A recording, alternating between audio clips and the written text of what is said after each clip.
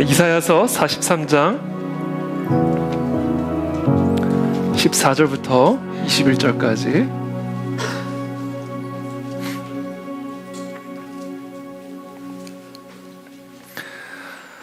우리 한 절씩 교독하겠습니다. 저부터 읽겠습니다. 이사야서 43장 14절부터 21절까지 저부터 읽겠습니다.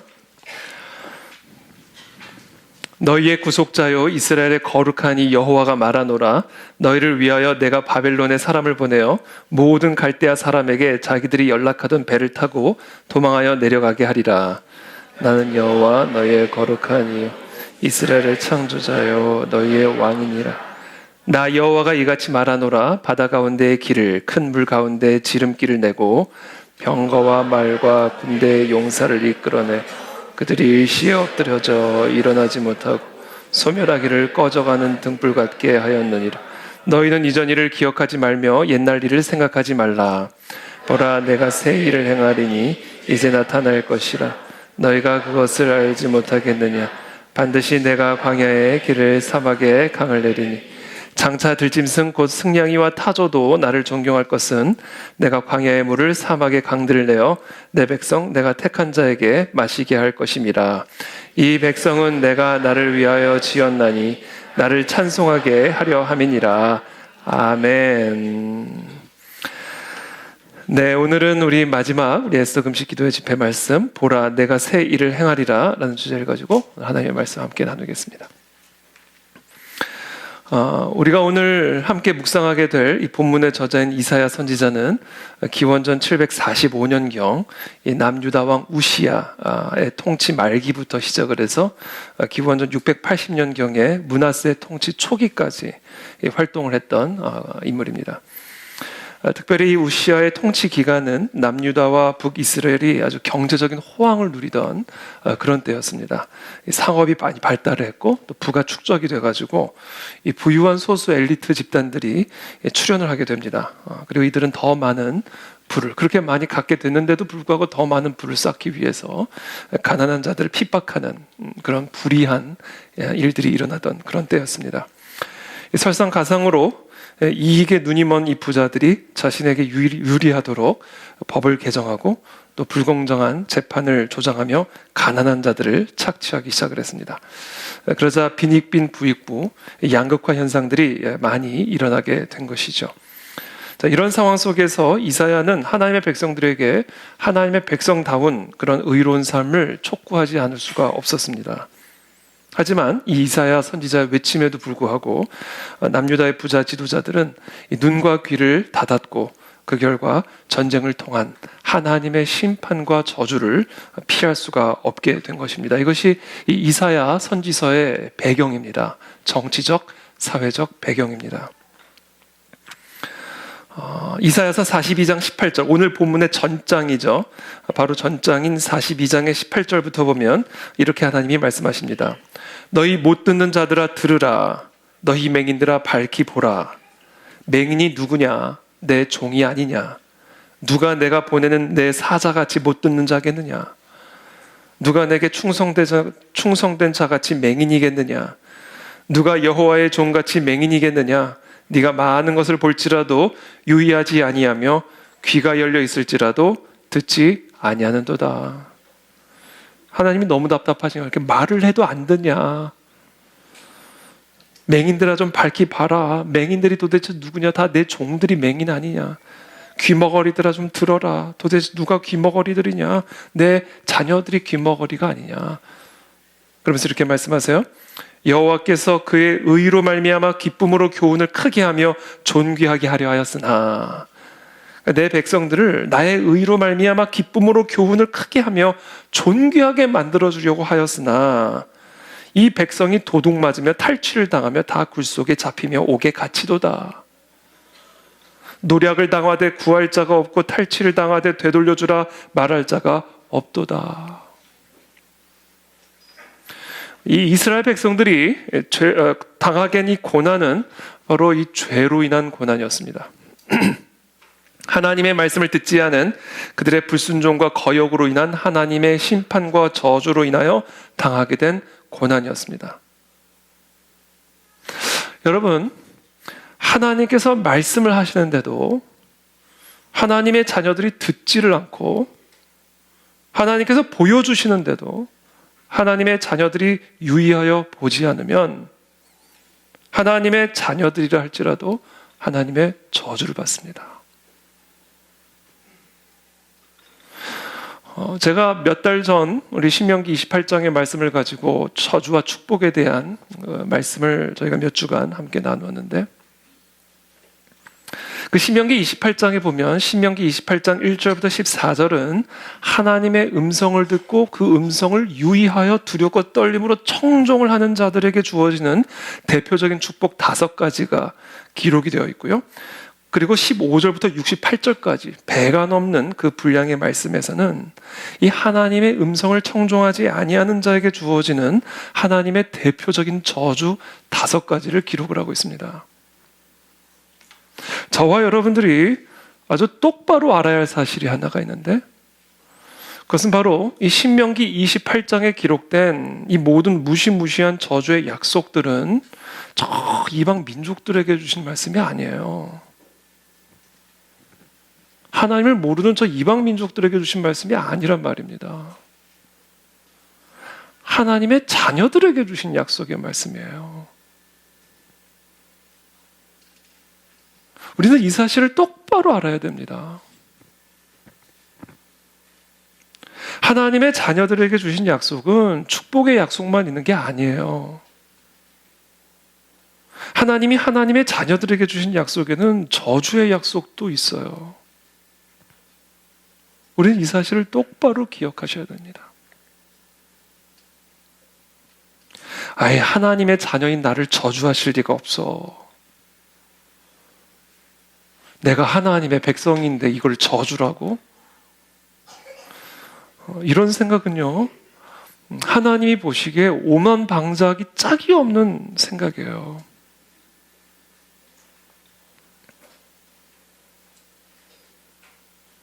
하나님께서 이스라엘 백성들과 맺으신 이 축복과 저주의 약속은요, 하나님께서 이스라엘 백성들을 애굽의 압제로부터 구원하신 이후에 주신 약속이에요.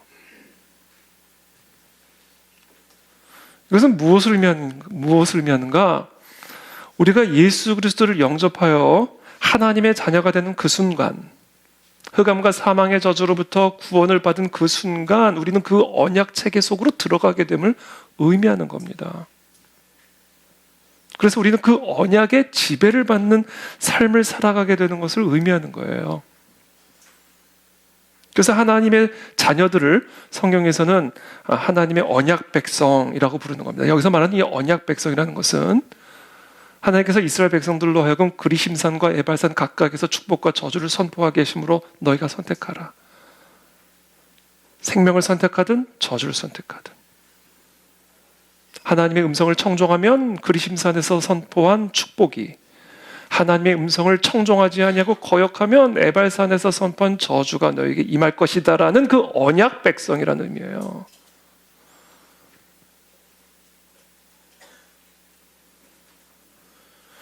그것을 예수님께서는 이런 식으로 표현하신 겁니다. 나는 포도나무여 너희는 가지라.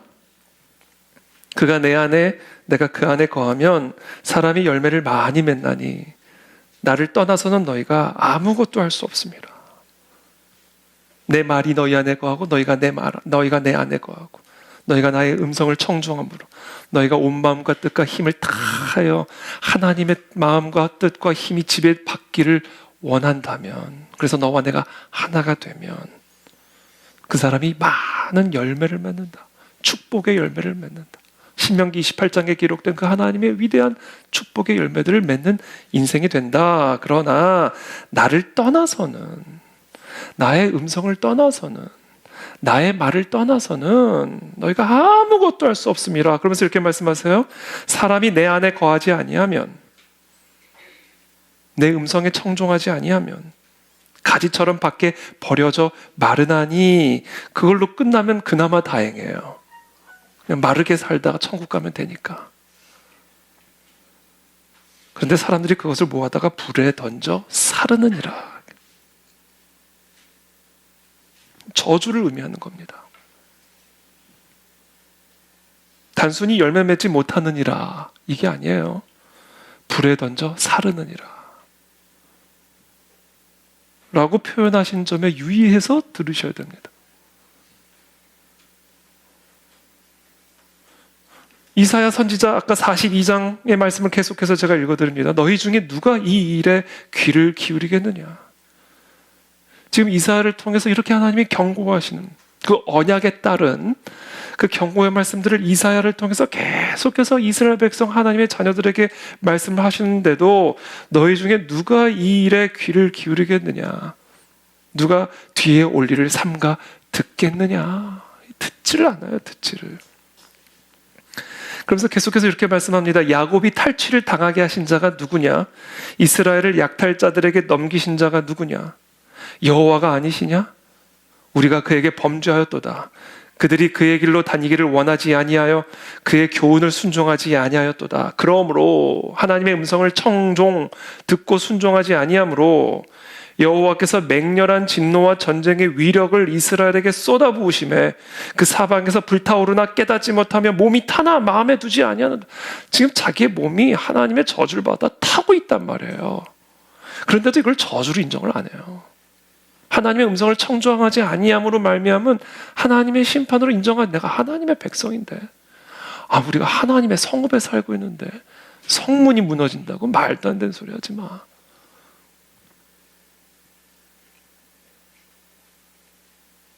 그러면서 계속 안 들어요. 하나님의 백성인데 하나님의 성읍에 살고 있는데 내가 제사장인데. 결국 기원전 586년에 이 바벨론의 느부갓네살 왕은 남유다를 멸망시키고 이스라엘 백성들을 바벨론 포로로 잡아가게 되면서 이 하나님의 백성 이스라엘의 역사가 완전히 끝이 나버립니다. 정말 있을 수 없는, 일어날 수 없는 일이 일어나게 된 거예요. 오늘 대한민국 안에서도 그런 비슷한 유형의 생각들이 있습니다. 이 나라가 어떻게 세워진 나라인데, 하나님이 축복하신 나라인데 쉽게 저 공산주의자들에게 망하겠어? 저 북한이 뭐 저러다 망하는 거지. 저 북한 땅이 설마 이 땅을 삼켜버리겠어? 그러면서 하나님이 경고의 말씀, 회개하라, 음성을 청종하라, 위기다, 깨어나야 된다. 그러고 있는데 우리가 너무 잘 먹고 잘 살고 있으니까 하나님의 선지자의 말이 들어가지도 않아요. 깨어서 기도해야 된다고 해도 기도하지 않아요.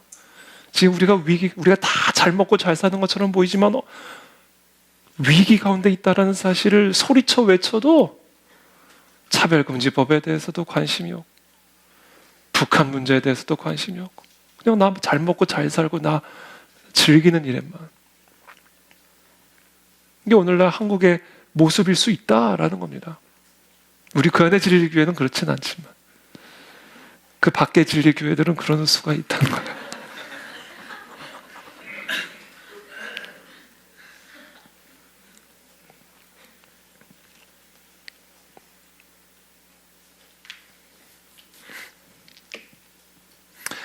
근데 여러분, 하나님의 자녀들을 향한 하나님의 계획은요, 하나님의 심판과 저주로 끝나는 게 아니에요. 여러분, 그걸 꼭 믿으셔야 됩니다. 이 나라의 민족에게는 하나님의 약속이 있고 하나님의 사명이 있는 민족이기 때문에 설령 그럴 일은 없고 또 그래서도 안 되지만 설령 우리가 당시 이스라엘 백성들처럼 하나님의 음성을 듣지 아니하고 계속해서 하나님께 거역하여 종교 생활을 하며 하나님을 거역하는 삶을 살아가다 보면 하나님이 이 나라를 어떻게 치실지를 모릅니다, 여러분. 어떻게 치실지를 모른단 말이에요. 남대문에 인공기 꼽히지 말라는 법 여러분 있습니까? 광화문에 인공기 다시 꼽히지 말라는 법 여러분 보장할 수 있습니까? 미국이 있고 일본이 있는데 세계 우방 그들의 마음을 하나님이 어떻게 돌이키실지 여러분, 그분들은 그분들의 유익을 그 나라의 국익을 위해서 존재하는 나라지. 국익이 안 맞으면 한순간에 돌아서는 게 이방 나라들입니다. 이스라엘 백성들이 의지할 만한 애굽이 없어서 망했습니까? 의지할 만한 나라가 없어서 망했냐고요. 설령 우리나라가 설령 그렇게 하나님께 끊임없이 패역하고 반역하고 교회가 깨어나지 못하 성도들이 그냥 육신의 쾌락에 취해가지고 기도하지 않고 예배 제대로 드리지 않고 하나님의 음성 제대로 듣지 않고 그런 식으로 종교 생활 하다 보면 진짜 이 나라 광화문에 인공기 꼽히는 수가 있단 말이에요. 하나님 원하시면 되는 거니까. 근데 설령 그렇다 할지라도 이 나라에게는 소망이 끊어지지 않는다는 거예요. 이스라엘에게는 소망이 끊어지지 않았다는 거예요. 왜? 하나님이 선택하신 나라, 하나님이 선택하신 자녀이기 때문에.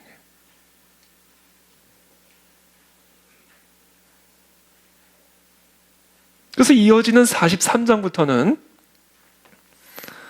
하나님께서 환난 가운데 있는 이 이스라엘의 포로 공동체를 결국 정말 일어날 수 없는 일을 바벨론을 통해서 행하셨는데 그 바벨론의 포로 공동체를 다시 이스라엘로 귀환을 시키고 결국에는 무너진 그 이스라엘을 70년 만에 다시 회복하실 것을 예언하고 계시는 내용. 그게 오늘 우리가 읽은 본문이 포함되어 있는 이사야서 43장의 말씀입니다. 그리고 그들 가운데 하나님께서 이제는 새 일을 행하실 것을 약속하고 예언하고 계시는 말씀입니다. 그러므로 오늘 우리는 이 본문을 통해서 반드시 우리 모든 성도님들은 기억하셔야 됩니다.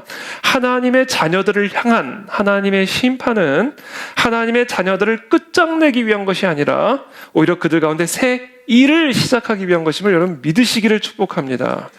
삶의 폭풍 속에서 하나님은 새 일을 준비하고 계시고 새 일을 시작하실 것이다 라는 거예요. 폭풍 가운데 계신 분들이 계십니까? 저와 여러분들이 하나님의 자녀이기 때문에 그 삶의 폭풍은 우리를 끝장내기 위한 하나님의 저주로 끝나는 것이 아니라 우리 가운데 새 일을 시작하시기 위한 하나님의 축복의 시작임을 여러분 믿으시기를 축복합니다. 하나님은 새 일을 시작하시고 계십니다. 그리고 새 일을 반드시 성취하실 것입니다. 그것이 바로 오늘 본문의 말씀입니다. 이사야서 43장 14절부터 15절까지 우리 함께 읽겠습니다. 시작. 너희의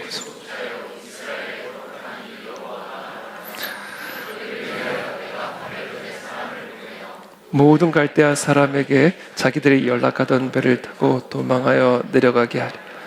나는 여호와 너희의 거룩한 이스라엘의 창조자요 너희의 왕이니라. 말씀하시는 거예요. 내가 너희들을 위해서 바벨론에게 내가 사람을 보내가지고 자기들이 놀고 먹던 연락하던 배를 타고 도망하여 내려가게 하리라. 다 도망가게 하리라. 여러분 우리가 정말 역사의 주관자 되신 하나님만을 믿음으로 기도하고 감사하고 찬송하면요 저 북한 땅 안에서 자기들끼리 자멸하는 일들이 일어나게 되어 있어요. 그 여호사밧이 금식하고 찬송할 때 그 여호사밧을 침범하기 위해서 온 그 모든 이방 연합군들이 다 자멸을 해버리잖아요. 우리가 이 땅에서 그렇게 전심으로 하나님의 음성을 청종하고 이 땅의 교회들이 깨어나서 정말로 하나님을 감사하며 찬송만 하면 저 북한 땅은 스스로 무너지겠구나. 자기들이 연락하던 배 타고 스스로 도망가겠구나. 그 확신의 말씀, 예언의 말씀 우리에게 주고 계시는 겁니다. 이거 예언의 말씀이에요. 그래서 이사야서 49장 6절에 제가 저번에 우리 교회에게 주신 비전의 말씀, 이스라엘 중에 포로된 자를 돌아오게 하는 것은 오히려 뭐다? 쉬운 일이다. 그건 그냥 되는 거다. 뭐만 하면? 야곱의 지파가 일어나 깨어나기만 하면, 한국 교회가 깨어나기만 하면 통일은 그냥 이루어지는 거예요. 그러니까 우리가 이것을 위해서 기도하는 겁니다. 북한을 위해서도 기도하지만 우리를 위해서 기도를 해야 돼요. 우리가 깨어나도록. 우리가 하나님의 음성을 각자 한 분 한 분이 다 깨어서 하나님의 음성을 듣고 하나님께로 나아가 하나님께 온전한 찬송을 드리면 북한은 열리는 거예요.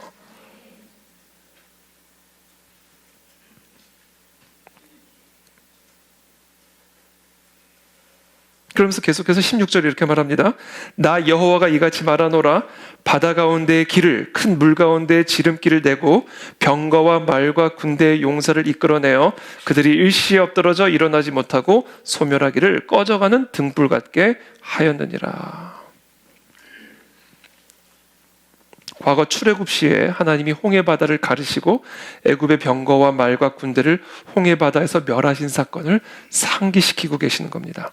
바다 가운데 큰 길을 내셔서, 홍해 바다에 큰 길을 내셔서 뒤에서 애굽 군대가 쫓아올 때 이스라엘 백성들이 그것을 길로 삼아서, 지름길로 삼아서 거기를 지나가게 되었고, 애굽의 군대가 그 이스라엘 백성들 뒤따라왔을 때 하나님이 그 물을 덮으셔서 그 모든 애굽의 병거와 말과 군대의 용사들을 다 일시에 엎드려지게 했다. 이게 하나님이 하시는 일입니다. 우리가 깨어나기만 하면 이런 일들이 우리의 인생에 일어나는 거예요. 우리가 애굽의 군대를 처치하는 게 아닙니다. 우리가 우리 인생에 바로를 처치하는 게 아니에요. 이 영적 원리를 여러분들이 반드시 기억하셔야 돼요. 우리는 하나님을 찬양하면, 하나님의 음성을 청종하면, 그러면 하나님이 바로를 치시는 거예요. 하나님이 우리 인생의 골리앗을 쓰러뜨리시는 겁니다. 이 영적 원리를 여러분들이 이해하셔야 돼요. 이 일을 하시는 분은 하나님이에요. 우리가 아니에요.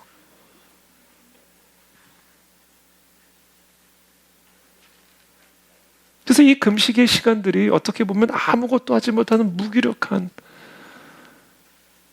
그런 시간처럼 보일지 모르지만 이 시간이야말로 하나님이 강력하게 그분의 전능하신 우리 인생 속에, 이 나라 이 민족 속에 일하실 수 있는 방식이다라는 겁니다. 이게.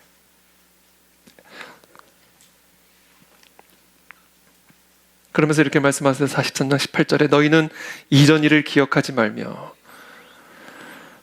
예전에 출애굽 시대에 하나님이 홍해를 가르셔서 길을 내시고 애국 군대 다 덮으셨던 거, 그거 이제 그 이전 일은 기억하지 말라. 생각하지도 말라. 보라, 내가 새 일을 행하리니 이제 나타날 것이라. 너희가 그것을 알지 못하겠느냐? 반드시 내가 광야의 길을, 사막의 강을 내리니 장차 들짐승과 승냥이와 타조도 나를 존경할 것은 내가 광야의 물을, 사막의 강들을 내어 내 백성 내가 택한 자에게 마시게 할 것임이라. 하나님이 저와 여러분들의 광야의 삶에 물을 내실 것을 믿으시기를 축복합니다. 사막의 강들을 내실 것을 믿으시기를 축복합니다. 우리가 깨어있기만 하면, 깨어서 하나님을 예배하기만 하면, 그분의 음성에 우리의 귀가 붙어있기만 하면, 그분의 말씀에 우리의 눈이 붙어있기만 하면 하나님이 사막의 강을 내시고 광야의 길을 내셔서 이전 일들은 기억하지도 못하게 하신다.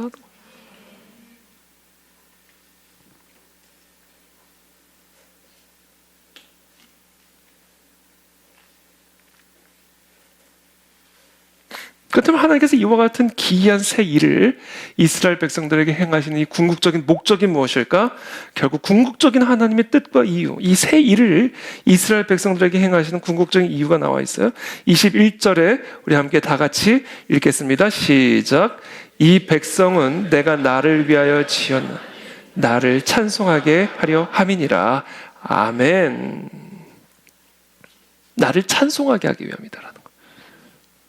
이 기이한 일들을 보여주심으로 먼저는 이스라엘 백성들, 하나님을 거역하고 반역하는 이스라엘 백성들을 바벨론의 포로로 끌려가는 기이한 일을 통해서 바벨론에서 70년간 살가면서 하나님의 하나님 되심을 뼈저리게 고통스러운 방식으로 체험하게 하신 다음에는 영원히 끝날 것 같지 않았던 이 바벨론의 포로 생활을 한순간에 정리시키시고 다시 이스라엘로 귀환시키는 이 기이한 일들을 통해서 결국 하나님의 하나님됨을 알고 하나님을 두려워하며 하나님을 찬송하게 하기 위해서 하나님의 자녀들에게 수월에도 내려가게 하셨다가 천상으로 다시 끌어올리신다는 겁니다.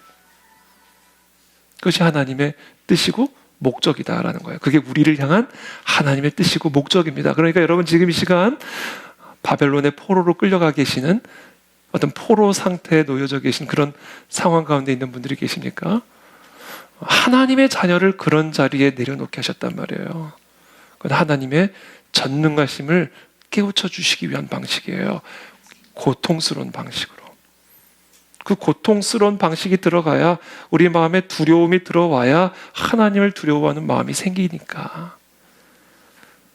그래서 결국은 다시 그 포로로부터 우리를 회복시키시고 완벽하게 회복하심으로 하나님의 기이함을 또다시 경험하게 함으로 하나님의 이 선하심, 나를 향한 하나님의 이 진노 안에 담겨져 있었던 이 하나님의 섭리는 이 하나님의 하나님 되심을 내가 깨닫고 하나님을 찬송하게 하기 위함이구나.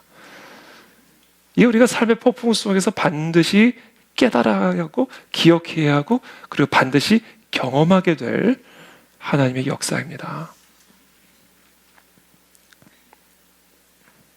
그래서 시편 46편 10절에서 이렇게 고백합니다. 이르시기를 너희는 가만히 있어 내가 하나님됨을 알지어다. 내가 문 나라 중에서 높임을 받으리라. 내가 세계 중에서 높임을 받으리라. 이거예요. 너희가 할 일은 하나도 없다는 거죠. 우리는 하나님됨을 알기만 하면 돼요. 그리고 그 하나님을 높여드리기만 하면 됩니다. 그럼 하나님이 다 행하십니다. 자녀 문제도 해결하실 것입니다. 재정 문제도 해결하실 것입니다. 관계 문제도 해결하실 것입니다. 여러분들의 건강의 문제도 해결하실 것입니다. 여러분들이 안고 있는 어떤 문제든 어떤 바벨론의 문제든 하나님의 하나님됨을 알고 그분을 높여드리기만 하면 하나님은 그 모든 일들을 행하심으로 우리의 찬송을 받으실 것이다 라는 거예요.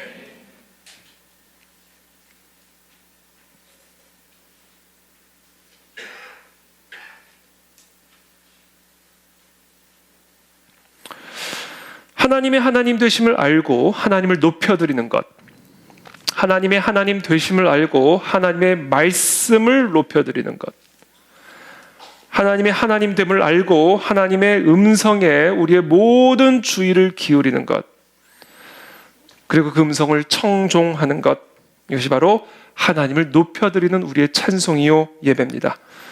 그리고 그것이 하나님이 우리를 창조하신 목적이고 우리의 삶의 폭풍을 통해서 이루고자 하는 단 하나의 목적입니다. 우리는 그와 같은 하나님의 목적을 우리는 하나님의 징계, 제가 어저께 말씀드린 두 번째 종류의 고난이죠. 하나님이 하나님의 백성들의 영적 성장과 성숙을 위해 하나님과의 그 친밀한 관계의 성장과 성숙을 위해서 허락하시는 고난, 그 고난을 성경에서는 징계 또는 연단이라고 부른다고 말씀을 드렸어요.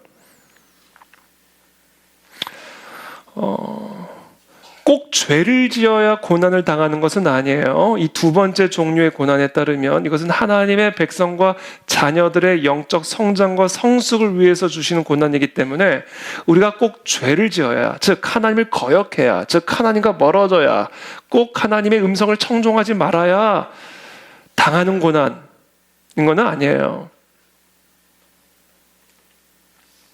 우리가 하나님과 친밀해도, 우리가 하나님을 경외해도, 우리가 사도 바울과 같아도, 심지어 우리가 예수님과 같다 하더라도 당하는 고난이 있습니다. 그게 바로 사도 바울이 당했던 고난, 예수 그리스도께서 당하셨던 고난, 하나님에게 순종을 배우기 위해서 당하는 고난, 그게 바로 징계입니다. 그래서 이 징계는요, 우리가 어떤 죄를 지어서 당하는 고난인 것은 아니에요. 그러나 설령 그렇다 할지라도 솔직하게 우리가 말을 하면 내가 받는 고난은 정말 나는 죄 안 지었는데 이 고난 정말 억울해, 이렇게 말할 수 있는 사람 계세요 혹시 가운데? 나는 예수님과 같이 살고 있는데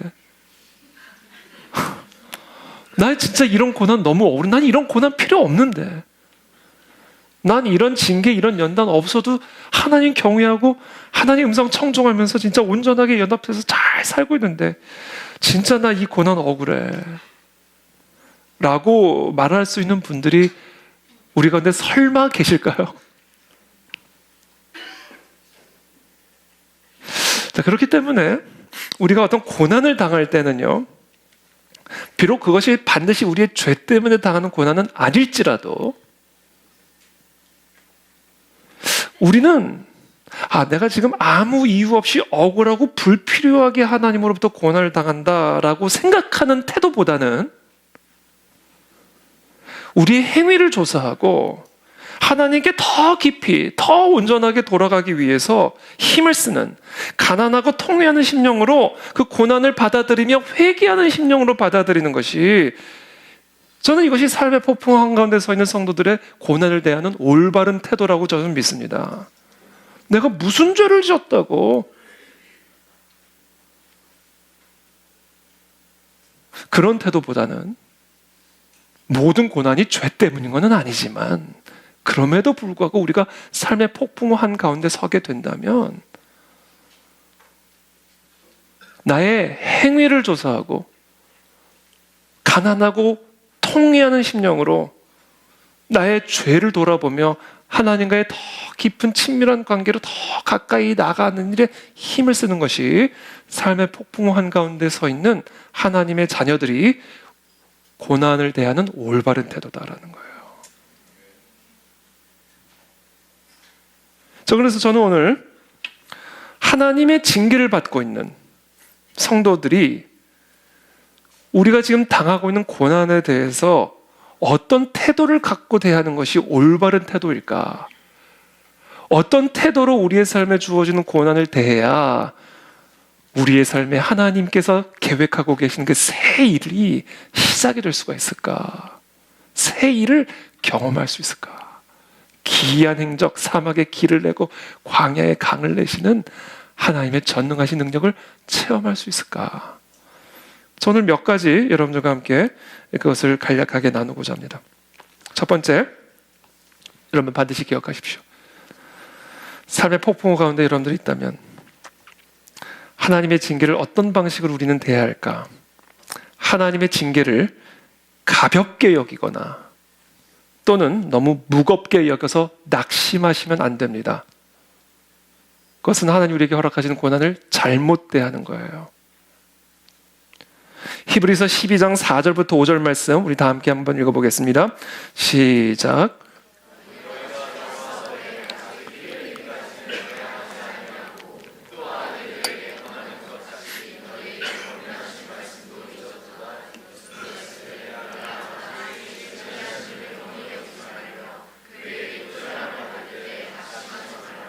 네, 뭐라고 말씀하세요? 내 아들아, 주의 징계하심을 경히 여기지 마라. 가볍게 여기지 마라. 그에게 꾸지람을 받을 때 또 낙심하지도 말아라. 우리가 하나님의 징계를 받을 때, 삶의 폭풍 한가운데 서게 되었을 때 반드시 조심해야 할 것이 있는데, 그 징계를 여러분 절대로 가볍게 받으셔서는 안 됩니다. 하나님의 징계를 가볍게 여기는 마음은 이런 거예요. 내가 아픈 게 왜 징계야? 이런 거예요. 지금 내게 재정적인 문제가 생긴 게 왜 징계야? 지금 우리 집안에 이런 문제가 생긴 게 왜 징계야? 건강관리 잘 안 해서 그런 거. 잘하면 되는 거지. 그걸 왜 징계라고 말해? 몸도 아픈데 그것을 하나님의 징계라고 표현을 하면 안 그래도 서러운 마음이 더 서러워지고 불쾌해지죠. 안 그래도 몸이 아파 죽겠는데 징계라고? 그럼 불쾌해지는 거 인간의 마음이 그럴 수 있다 저는 생각합니다.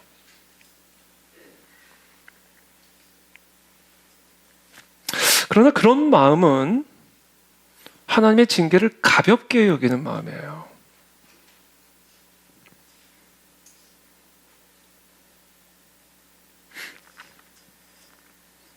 모든 고난은 하나님의 밀실에서부터 나오죠. 하나님이 명하지 않으시면 일어날 수 없는 것.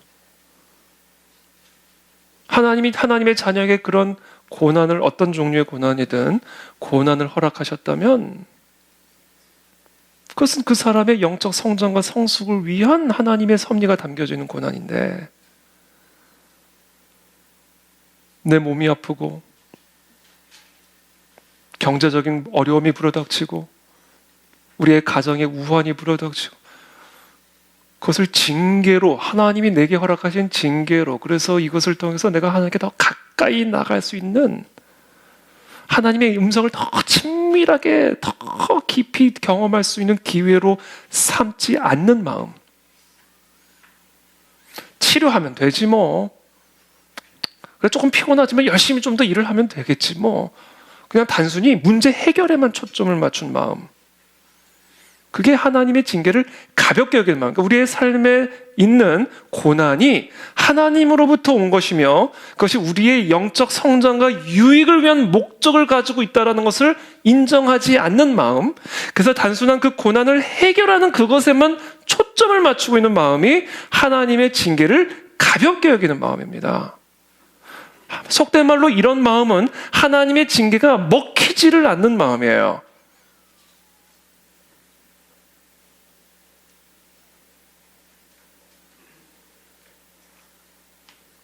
성도들에게 주어지는 모든 고난은요, 어떤 종류의 고난이든 그것을 여러분들이 고난이라고 생각을 한다면 그것은 하나님의 자녀들의 영적 성장과 성숙을 위해 허락하시는 징계로 받아들이시는 것이 좋습니다.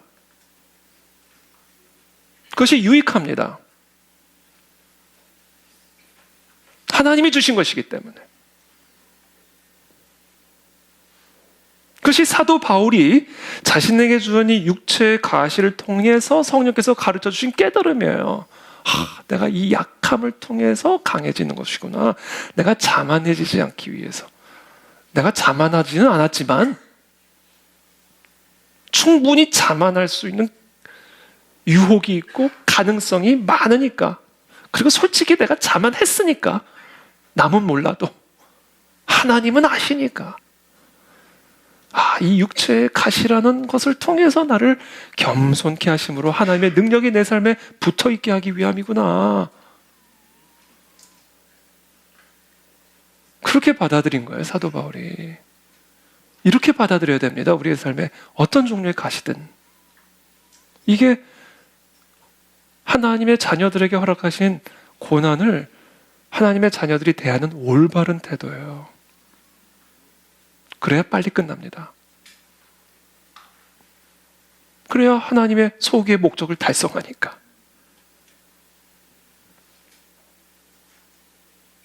자, 그와는 정반대로 하나님의 징계를 너무 무겁게 받아들여가지고 완전히 낙심을 해버리는 마음은 이런 마음이에요. 내가 이렇게 아프고 우리 집에 이런 우환이 있고 내 자녀들에게 이런 문제가 생겼고 내 직장에 이런 어려움이 있고, 신명기 28장에서 이런 저주 다 이 목록이 그냥 우리 집 그냥 가훈 비스무리하게 돼버려 있네. 우리 집에 다 들어가 있네. 우리 집안은 정말 저주받은 집안이구나.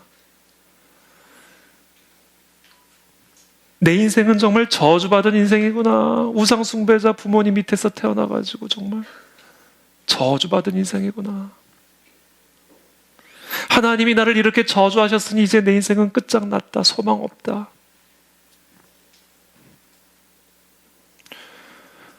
하나님의 징계를 그렇게 받아들여서는 안 되는 겁니다.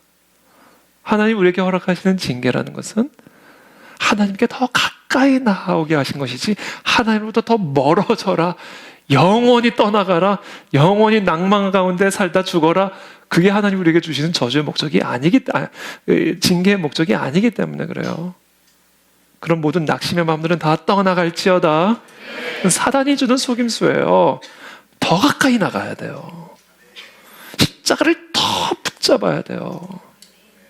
해결책이 있기 때문이에요. 하나님은 우리로 하여금 우리가 얼마나 심각한 저주 가운데 있는지를 깨우쳐 주시기 위해서 낭망의 지경에까지 이르게 할 만큼 우리가 얼마나 지독한 저주의 결박에 묶여 있는지를 보게 하심으로써 선명하게 십자가의 길을 보게 하시기 위한 거예요. 그 낭망에 묻혀버리라는 게 아니란 말입니다. 그래서 제가 앞으로도 저주 설교를 할 때 낭망하시면 안 돼요. 십자가가 더 선명해지셔야 돼요.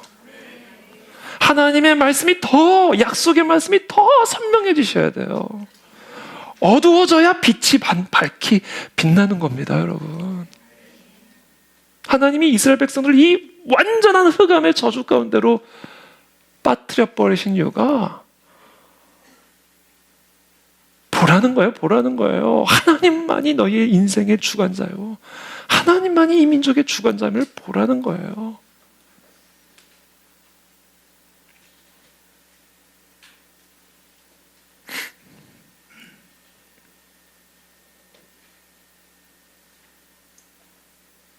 그렇다면 어떻게 하면 이 양극단의 오류에 빠지지 않고 우리가 하나님의 징계를 잘 받을 수 있을까? 히브리서 12장 6절부터 8절까지 계속해서 이어서 말합니다. 다시 한번 읽겠습니다. 시작.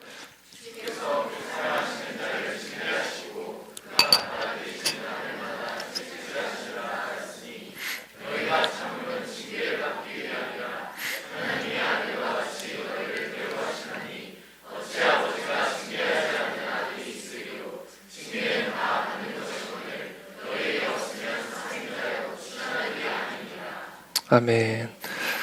뭐라고 말씀하세요? 하나님께서 미워하시는 자를 징계하는 것이 아니라 하나님께서 사랑하시는 하나님의 자녀를 징계하신다는 사실을 반드시 기억하라. 이렇게 말씀하시죠. 자, 우리가 하나님의 징계를 받는다는 것은 하나님이 우리를 친아들 또는 친딸로 대우하신다라는 증거입니다. 그러니까 낭망해서는 안 되는 거예요. 하나님의 딸이 왜 낭망을 합니까? 우리 아버지가 하나님이신데 오히려 기뻐하는 거죠. 하나님이 나에게 징계를 주셨으니 나는 하나님의 딸이구나. 오히려 기뻐하셔야 되는 거예요.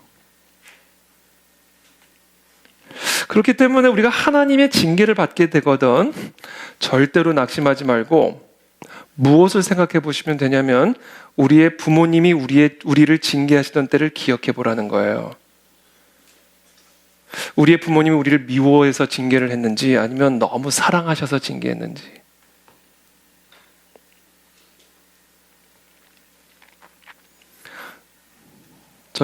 우리 애들 어렸을 때 제가 우리 애들 뽀뽀를 모든 부모님들이 그렇지만 뽀뽀를 참 많이 해줬어요. 근데 어렸을 때는 얘네들이 아무 생각 없이 뽀뽀를 세례받듯 받다가 얘네들이 어느 정도 크더니 뽀뽀가 너무 싫은 거예요. 제가 뽀뽀해 주는 게 너무 싫은 거예요.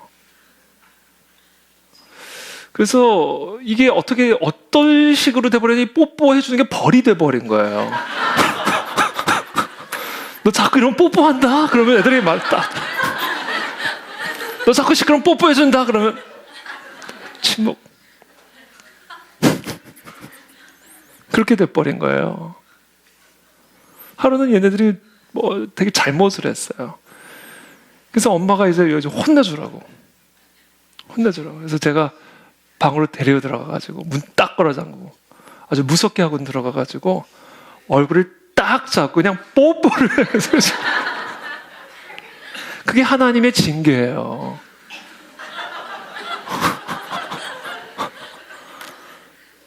얘는 너무 싫어. 정말 너무너무 싫어. 그걸 아빠가 알아요. 징계니까 이거는. 근데 뽀뽀야. 이게 하나님이 하나님의 자녀들을 징계하는 방식이요. 부모가 자기 자녀를 징계하는 방식이에요. 그래서 지금도 말 잘 들어요.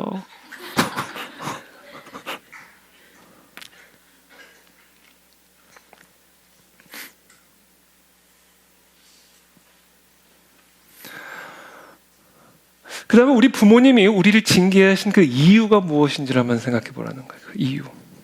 히브리서 12장 9절입니다. 또 우리 육신의 아버지가 우리를 징계하여도 공경하였거든 하물며 모든 영의 아버지께 더욱 복종하며 살려하지 않겠느냐. 왜 아버지가 우리를 징계하셨어요? 공경케 하기 위함입니다. 그래서 우리 아버지에게 복종케 하기 위함입니다. 그와 마찬가지로 하나님이 우리를 징계하시는 목적은 하나님을 경외함으로 하나님께 복종하며 살게 하기 위함이었다. 하나님의 음성에 청종하게 하기 위함이다. 하나님의 말씀과 음성에 붙어있게 하기 위함이다. 그러면서 10절부터 11절 다시 한번 읽겠습니다. 시작. 그들은 잠시 자기의 뜻대로 징계하였거니와 오직 하나님은 우리의 유익을 위하여 그의 거룩하심에 참여하게 하시. 무릇 징계가 당시에는 즐거워 보이지 않 슬퍼 보이나 후에 그로 말미암아 연단받은 자들은 의와 평강의 열매를 맺느니라. 아멘. 그의 거룩하심에 참여하게 하시느니라. 그렇죠? 하나님께서 우리를 징계하시는 목적은 하나님을 경외함으로, 맞아야 경외감이 생겨요. 아파봐야 하나님 나를 때리실 수가 있구나. 이걸 우리가 알아야 하나님을 향한 두려운 마음이 생긴다고요. 그냥 잘만 해주면 두려운 마음이 사라진다고요. 하나님 머리 꼭대기로 올라간다고요. 하나님은 내 명령 들어야 되는 분이 된단 말이에요. 그렇기 때문에 하나님은 우리를 때리시고 치유하심으로 하나님을 공경하는 법을 가르쳐 주셔서 하나님의 음성에 청종, 두려운 마음과 하나님을 기뻐하는 마음, 이것이 같이 딱 아우러져서 나의 귀가 하나님의 귀에 집중되어지도록 만드신단 말입니다. 이게 하나님의 징계의 목적이에요. 12절부터 13절 또 같이 읽겠습니다. 시작.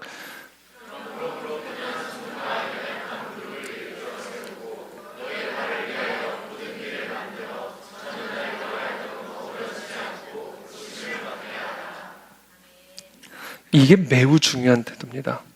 뭐라고 그러셨어요? 우리가 하나님의 징계를 좀 오랜 시간 받다 보면 마음도 피곤해지고요, 육체도 연약해집니다. 그렇게 되다 보면 우리가 그 징계를 받는 태도가 우리도 모르게 흐트러질 수가 있어요. 가볍게 여기거나 또는 무겁게 여길 수가 있습니다. 그래서 오늘 히브리서 기자가 아주 중요한 고난을 대하는 태도를 우리에게 가르쳐 주는데 뭐라고 말씀하시냐면, 피곤한 손과 연약한 무릎을 일으켜 세우고 너희 발을 위에 곧은 길을 만들어 저는 다리로 하여금 어그러지지 않고 고침을 받게 하라 얘기해요. 우리가 하나님의 징계를 통해서 우리가 고침을 받기 위해서는 징계를 대하는 우리의 태도가 결정적이라는 사실을 우리에게 가르쳐주는 겁니다. 우리가 아무리 징계를 받아도 자동적으로 고침을 받는 게 아니에요. 우리가 징계를 받을 때 우리가 고침을 받게 해드려야 고침을 받는 겁니다.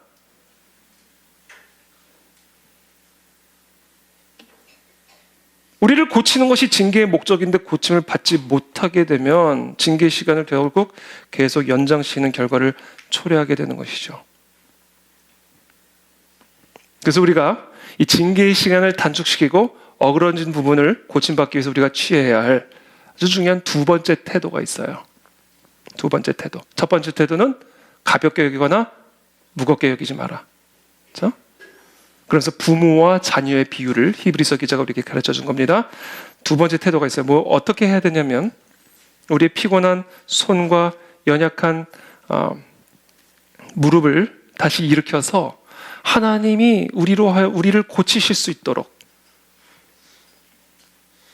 해드리기 위해서 우리가 취해야 할 태도. 두 번째, 나의 죄와 피 흘리기까지 대항하여 싸워야 됩니다.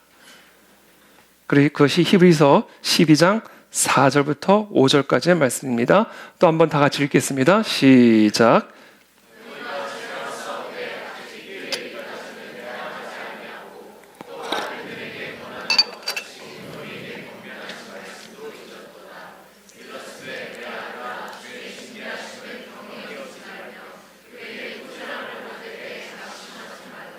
네, 피 흘리기까지 죄와 싸우지 않았다, 그렇게 얘기하고 있습니다. 죄란 뭐라고요? 하나님과 멀어지는 거라고요. 하나님의 음성을 듣기 위해서 이른 아침 말씀 앞으로 나아가지 않는 게 죄라고요. 하나님의 음성을 따라가지 않고 내 뜻 내 생각대로 모든 것을 결정하는 게 죄라고요. 그러면서 히브리서 기자가 뭐라고 그래요? 너희가 죄와 싸우고는 있지만 아직 피 흘리기까지는 대항하지 않고 있다. 그러므로 우리가 하나님의 징계를 올바르게 받아 고침을 받기 위해서 우리가 해야 할 일은 뭐냐면, 나의 죄와 피 흘리기까지 대항하여 싸워야 됩니다. 저는 오늘 여러분들에게 질문하고 싶습니다. 여러분들은 하나님과의 친밀한 관계를 위해서 피 흘리기까지 여러분의 게으름을 대항하고 계십니까? 여러분들은 하나님의 음성을 듣기 위해 피 흘리기까지 모든 스케줄을 조정하여 하나님의 말씀을 묵상하고 계십니까? 여러분들은 하나님과의 친밀한 교제를 위해 어떤 피 흘림의 희생을 행하고 계십니까? 혹시 우리의 지속되는 징계 속에서 우리의 마음이 나태해지고 우리의 생각이 나태해져서 하나님의 징계를 지나치게 가볍게 여기거나 또는 너무 지나치게 무겁게 여긴 나머지 죄와 피 흘리기까지 대항하여 싸우지 않고 있지는 않습니까? 이것을 점검하셔야 됩니다. 몇 주 전 월요일 새벽에 월요일 이른 아침에 피곤한 몸을 이끌고 교회 사무실에 나와서 말씀을 묵상을 하려고 제 책상에 딱 앉았는데 성경을 피기도 전에 성령께서 제 안에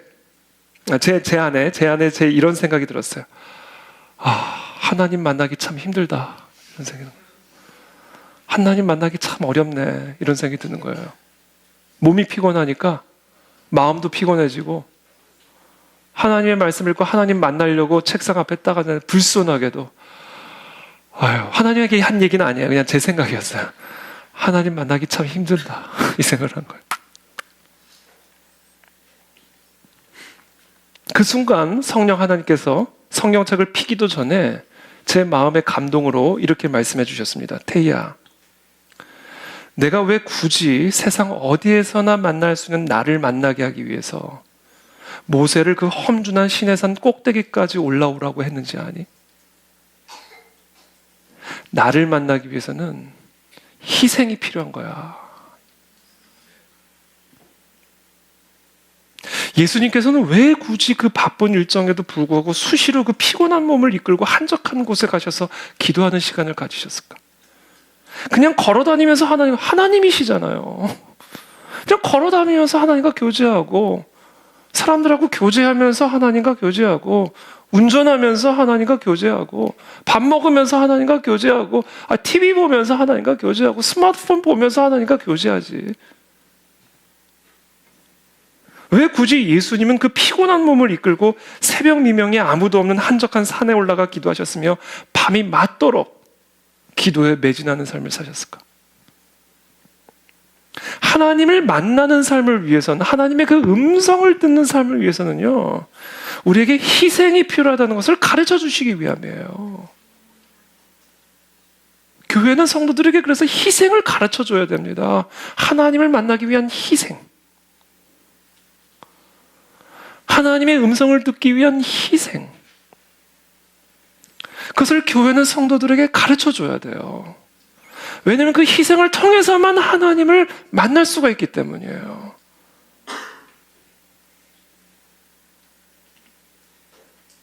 피 흘리기까지 우리의 게으름을 대항하고 피 흘리기까지 우리의 육신의 본성과 대항하여 싸우지 않으면 우리는 결단코 하나님의 임재 안으로 들어가서 하나님과의 친밀한 교제를 누리며 하나님의 음성을 듣는 삶을 살 수가 없습니다. 하나님은 희생을 요구하세요. 여러분, 하나님의 음성을 듣고 싶으십니까? 그렇다면 여러분들의 연약한 육신과 피 흘리기까지 싸우는 희생이 필요합니다.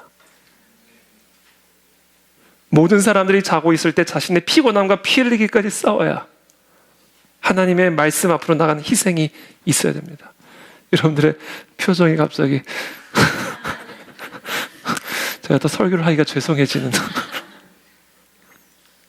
모든 사람들이 먹고 마실 때 자신의 육신의 정욕과 피 흘리기까지 싸워서 하나님의 말씀 앞으로 나아가 그 음성에 귀를 기울이는 희생이 필요하고요. 모든 사람들이 일상의 스케줄로부터 분주하게 살아가고 있을 때 내 삶의 바쁜 일정과 피 흘리기까지 싸워서 하나님의 임재 앞으로 나가는 일을 내 삶의 최고의 우선순위로 두는 희생이 있어야만 합니다.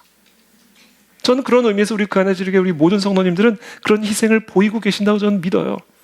이 바쁜 금요일, 이 트래픽이 엄청난 이 시내를 뚫고 원근 각처에서 이 기도의 자리, 말씀의 자리로 나오신 이 희생, 하나님 이 희생을 기뻐하십니다. 눈이 오나 비가 오나 그냥 앉아서 온라인으로 예배를 드리고 싶을 때 옷을 입고 시동을 켜고 막히는 길을 뚫고 이 자리에 나와서 하나님 앞에 무릎을 꿇고 예배드리는 그 예배 자세가 신의 산에 올라가는 거예요. 거기서 우리는 하나님의 음성을 듣게 되는 것이고 우리의 마음의 돌판에 새겨주시는 하나님의 음성을 가지고 돌아가게 되는 겁니다. 희생이 없는 예배에는 아무런 은혜가 없어요. 그렇다고 뭐 교회 멀리 이사를 가셔야 된다는 얘기는 아니에요. 희생이 꼭 트래픽 그것만 희생은 아니니까요.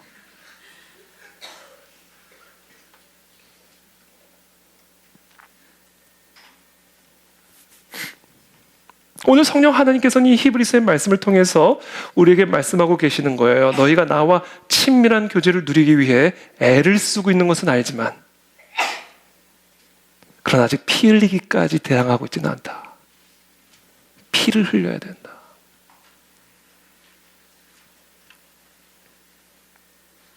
하나님의 징계 가운데 있는 우리는 하나님과 더 친밀한 삶을 위해 우리의 죄를 대항하기 위해 우리는 피 흘리기까지 우리의 바쁜 스케줄, 우리의 육신의 안위와 정욕과 싸워야 될 줄을 믿습니다.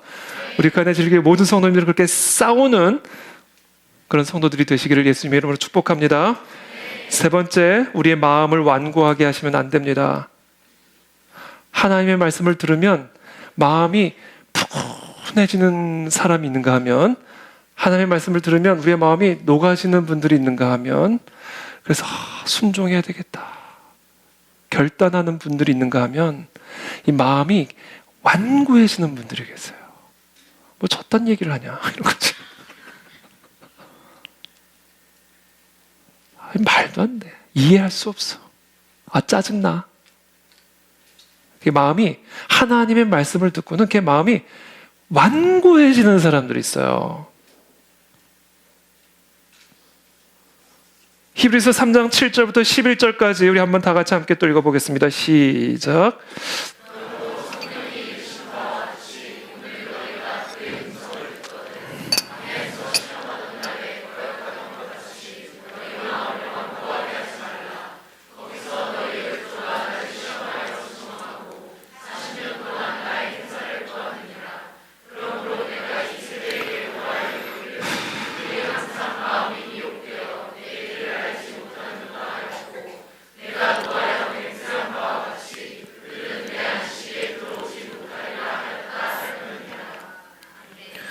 오늘 너희가 그의 음성을 듣거든. 광야에서 시험하던 날에 그랬던 것처럼 이스라엘 백성들이 너희 마음을 완고하게 하지 마라. 여러분, 이게 우리가 하나님의 징계를 받을 때 반드시 유의해야 할 점입니다. 우리의 마음이 힘들고요, 또 징계 가운데 마음이 고통스러우면요, 하나님의 음성이 잘 안 들어갈 수가 있어요. 특히 지금 내 고통을 하나님의 징계라고 말을 하면 더 안 들어올 수가 있어요. 더 피 흘리기까지 하나님 앞에 나와야 돼. 이러면 막 마음이 더 다치는 수가 있어요. 그렇게 하면 안 된다는 거예요. 그러면 내 안식에 들어오지 못하리라 이렇게 말씀하시는 거예요. 하나님의 안식에 절대로 들어가실 수가 없어요.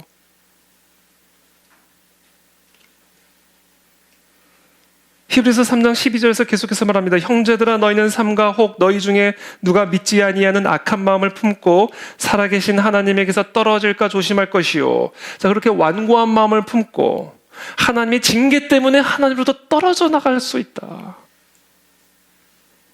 그 완악한 마음 때문에 그럴 수 있다. 그것을 조심해야 된다.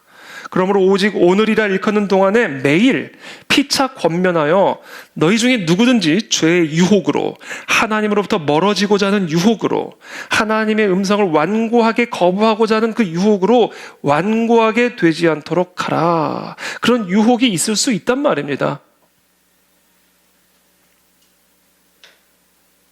우리가 시작할 때 확신한 것을 끝까지 견고히 잡고 있으면 그리스도와 함께 참여한 자가 되리라.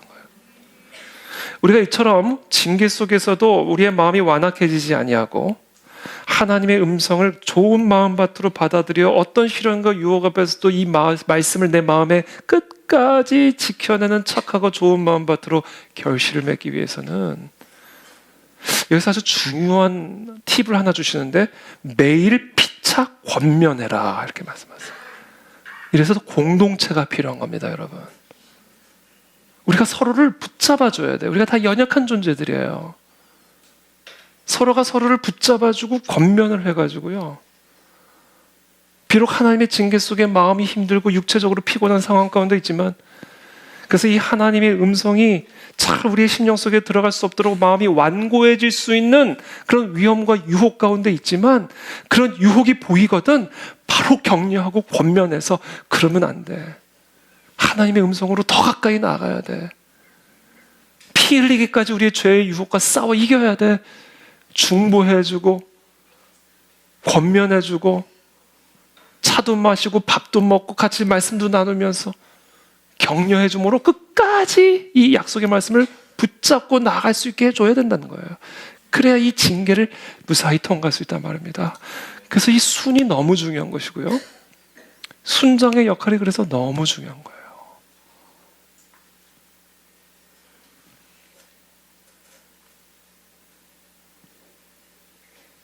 그래서 여러분 가운데 혹시 징계 가운데 하나님의 음성이 내 마음에 들어오지 않은 완악한 마음의 유혹을 받고 계신 분들이 있다면 즉각적으로 기도 요청을 하세요. 그런 연약함 우리는 다 이해할 수 있어요. 우리 인간이기 때문에 그래요. 즉각적으로 순장들이나 목회자들에게 요청을 하셔야 됩니다. 중보기도 요청을 하셔야, 이 말씀이 안 들어가면 그거는 죽는 신호예요. 마음이 완악해지는 것은 하나님의 저주가 확정되었음을 드러내는 저주의 표지라고요. 바로가 마음이 강팍해진 것은 하나님이 그를 저주하기로 작정하셨기 때문인 거예요. 엘리의 두 아들이 마음이 강팍해진 것은, 하나님의 말씀을 듣고도 강팍해진 것은 하나님이 그 두 아들을 저주하기로 작정하셨기 때문인 거예요. 이 마음이 완고해지는 거는요, 이건 죽음의 증상이기 때문에 여러분들이 그냥 품고 있어서는 안 돼요. 여러분들이 스스로 싸우든지 싸울 수 있는 힘이 없다면 순장이든 목회자든 영적 멘토나 지도자들에게 기도 요청을 하시고 기도를 받으셔야 됩니다. 그래서 그걸 뚫고 나가야 돼요. 안 그러면 떨어져 나가게 되는 겁니다.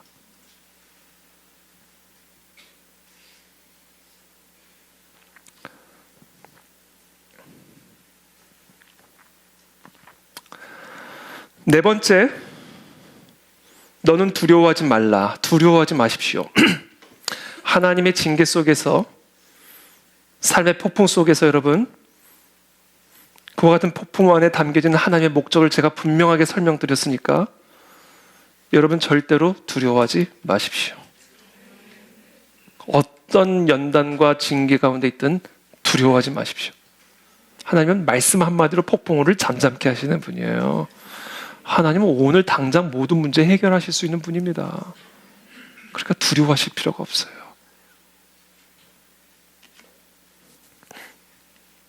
너희의 믿음이 어디 있느냐? 내 말씀이 어디에 있는지만 확인하시면 됩니다.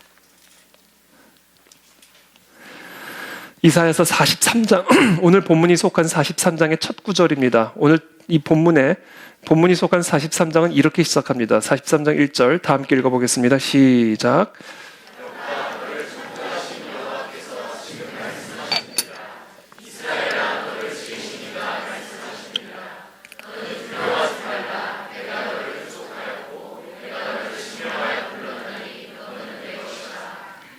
아멘. 지금 말씀하시는 얘가 지금 저와 여러분들에게 하시는 말씀이에요. 받아들이십시오. 이건 하나님의 자녀들을 향한 말씀입니다. 너를 지으시니가 말씀하시느니라. 너는 두려워하지 마라. 내가 너를 구속했고 내가 너를 지명해 불렀나니 너는 내 것이라. 그러므로 네 문제는 누구 것이냐? 내 것이니라 얘기하는 거예요. 네 고통은 누구 고통이냐? 내 고통이다. 왜? 너는 내 것이니까. 제가 오늘 이 밝은색 양복을 오늘 입었는데 누구 우리 어린 애들이 밝은색 그냥 뭐 도화지 같네. 그리고 여기 그림을 쫙 그렸다고 봐요. 그럼 제가 기분이 좋아요, 나빠요? 좋아요, 나빠요? 나쁘죠. 왜 나빠요? 내 거니까. 내 거니까 기분 나쁜 거예요. 여기 오늘 흰색 입은 분들 많은데 하필이면 내 옷에 했으니까 기분이 나쁜 거라고요. 여기도 하면 되는데 더 흰데. 이해되셨어요? 두려워하지 말라는 거예요. 왜? 너는 내 거니까. 그러니까 너 건드리는 건 내가 기분 나쁜 건 나 건드리는 거야. 왜? 내 거니까 얘기하는 거야, 하나님이. 여러분들이 하나님의 것임을 믿으십니까? 그 여러분들의 고통은 하나님의 고통이에요. 그러니까 그 고통 때문에 두려워하지 말라는 거예요.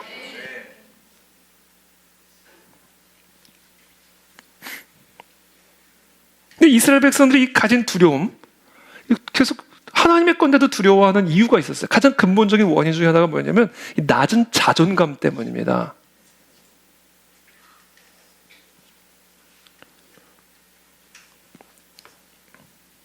낮은 오늘 이 43장 4절 보세요. 한번 4절 보세요. 4절 말씀 한번 다 같이 읽어보겠습니다. 시작. 네.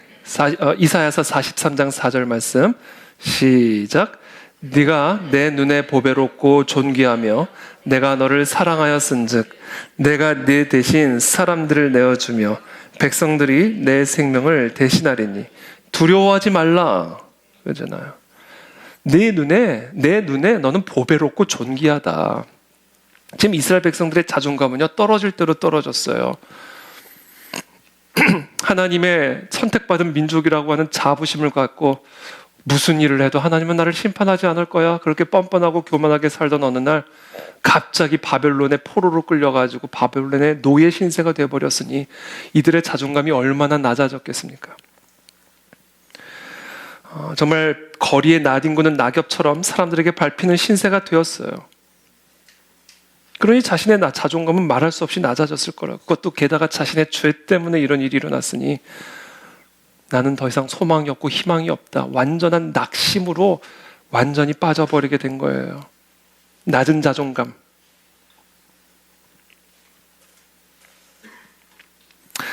근데 하나님은 바로 그와 같은 하나님의 자녀들을 보배롭고 존귀하게 보고 계신다라는 거예요. 여러분 지금 우리가 죄인들이죠. 그 죄 때문에 하나님의 아주 징계를 받고 있다 한다면 우리가 스스로에 대해서 낮은 자존감을 갖기가 쉬워요. 내가 하나님 앞에 이렇게 불순종하고 거역하고 정말 내가 그런 식으로 살아왔고 그랬으니 내게 이런 고통과 징계가 임한 것이구나. 이런 생각을 품게 돼버리게 되면요, 이 하나님의 징계 안에 담겨져 있는 하나님의 속뜻을 제대로 파악하기 어렵고 너무 지나치게 이 징계를 무겁게 받아들여가지고 그냥 저주의 낭망으로 그냥 빨려 들어가기가 쉽단 말이에요. 그래서 그런 낭만과 그런 어떤 낮은 자존감에 묻혀있는 이스라엘 백성들에게 하나님 말씀하시는 거예요. 너는 내 눈에 보배로워. 내가 너를 구원하는 이유는 너의 행위 때문이 아니라 내가 너를 사랑하기 때문이야. 그게 유일한 이유야. 네가 아무리 어떻게 살았더라도 네가 아무리 나를 거역했다 할지라도 나는 너를 내 자녀로 선택했고 너는 내 것이기 때문에 너는 내 눈에 보배롭고 존귀해. 내가 너를 이 거름 구덩이와 같은 이 바벨론의 포로로 내가 너를 내린 이유는 나의 전능함을 가르쳐 주기 위함이야. 그래서 너희가 다시는 나를 떠나지 아니하고 나를 높임으로 나의 영광이 너희의 삶에 붙어있게 하기 위한 것이야. 나는 너를 사랑해. 이야기하시는 거예요. 그러니까 여러분, 이 음성을 여러분 들으시길 바랍니다. 여러분, 하나님은 여러분을 사랑하십니다. 우리가 어떤 사람이라 할지라도, 어떤 인생을 살아왔다 할지라도 하나님은 우리를 하나님의 것으로 삼으셨고 그래서 우리를 보배롭고 존귀하게 보십니다. 우리가 보배롭지 않아서 징계가 임한 게 아니에요. 우리가 존귀하지 않아서 하나님의 징계가 임한 게 아닙니다. 보배로워서 징계가 임한 거예요. 너무 존귀하기 때문에 징계가 임한 겁니다. 우리는 그러므로 어떤 상황 속에서도 이 하나님의 절대적인 사랑을 받고 있는 존재라는 것을 확신하셔야 돼요. 자, 이것은 어떤 의미를 내포하고 있는가? 오늘 아주 결론적인, 핵심적인 마지막 부분입니다. 하나님이 우리를 그렇게 절대적으로 사랑하고 있으니까 이 징계 속에서 우리가 취해야 할 다섯 번째 마지막 태도는 뭐냐? 전심으로 하나님을 사랑하셔야 돼요. 이게 우리가 징계 속에서 낮은 자존감으로 고통받고 있을 때 그 낮은 자존감을 극복하고 이 징계를 올바른 자세로 통과하기 위한 원칙입니다. 하나님 우리를 사랑하십니다. 그러므로 우리는 전심으로 하나님을 사랑하셔야 됩니다. 제가 오래전에 돈키호테 뮤지컬을 봤던 기억이 나는데 둘시네아, 그 여자 이름이 아마 둘시네아인가 그럴 거예요. 하도 오래전에. 근데 그 곡 좋아. 둘시네아 이러면서 돈키호테가 죄송해요. 돈키호테가 노래를 부르는 게 나와요. 근데 이 돈키호테가 이 둘시네아에게 완전히 사랑에 빠졌어요. 근데 이 둘시네아는 어떤 사람이냐면 창녀예요.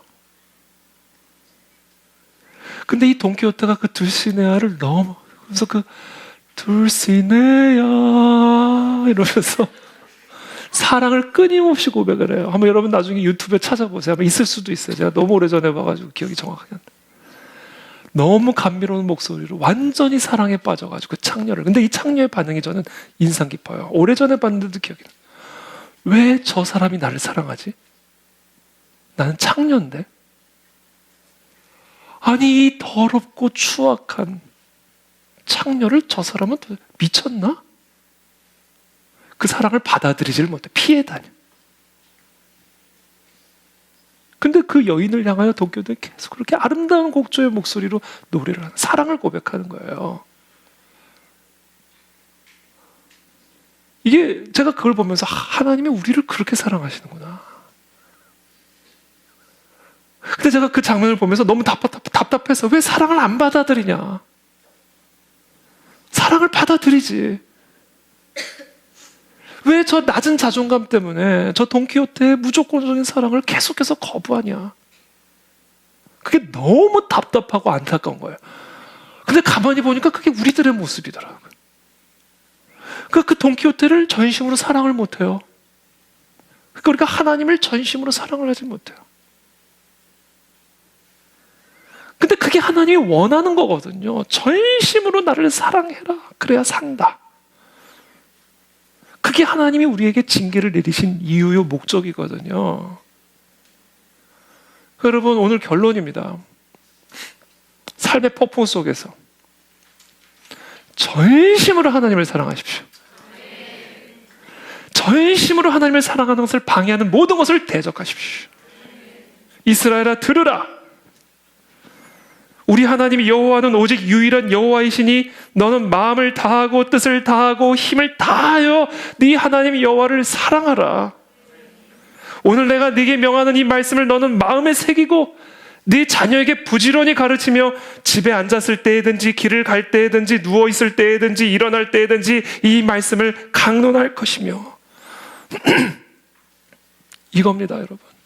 이번 5일간의 에스더 금식 기도를 통해서 하나님 우리에게 주신 결론이에요. 삶의 폭풍우 속에서, 삶의 폭풍우 한가운데서 우리가 해야 할 일은 무엇인가? 전심으로 하나님을 사랑하라. 우리의 마음과 힘과 뜻을 다하여 하나님을 사랑하라. 보라, 내가 새 일을 행하리라. 이게 이번 5일간의 하나님이 저와 여러분들 모두에게 주시는 말씀입니다. 이 말씀을 들으라. 이걸 말씀하시는 거예요. 들으라. 지난 주일 제가 말씀 나눴죠. 전심으로 하나님을 사랑하는 것보다 하나님의 마음이 나의 마음을 다스리고 하나님의 뜻이 나의 뜻을 다스리고 하나님의 힘이 나의 힘을 다스리도록 나를 그 하나님의 사랑에 완전히 의탁하는, 하나님의 말씀에 완전히 의탁하는, 그것이 우리가 전심으로 하나님을 사랑하는 겁니다. 삶의 폭풍우를 그렇게 대하십시오. 하나님은 우리 삶에 새 일을 행하실 것입니다. 삶의 폭풍우 가운데서 전심으로 하나님을 사랑하라. 보라, 내가 새 일을 행하리라. 이 말을 들을지어다. 아멘. 함께 기도하며 나가겠습니다.